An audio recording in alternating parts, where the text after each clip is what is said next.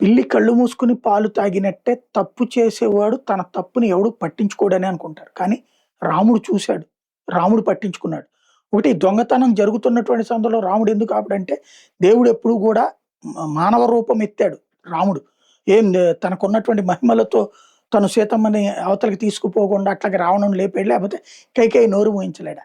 రామావతారం అన్నటువంటిది మానవావతారం. మానవావతారంలో మనుషులు పడే కష్టాల్ని ఆయన పడి ఆ సందర్భంలో ఎట్లాగా మనం బ్రతకాలి, ఎలా నిబద్ధతతో బ్రతకాలని చూపెట్టిందే రామాయణం. ఆ రాముడు ఇక్కడ ఈ ఇంటి దొంగల వ్యవహారంలో కరెక్ట్ గానే చూశాడు.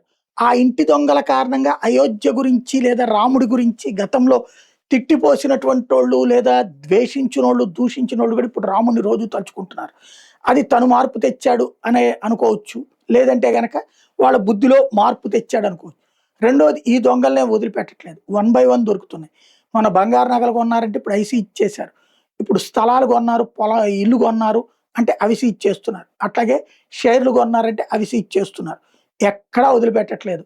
మనోడేనన్నటువంటి ఆలోచన ఎక్కడా లేదు. రాముడి దగ్గర తప్పు చేసినటువంటి వాడికి తప్పనిసరి శిక్ష అయితే పడుతోంది.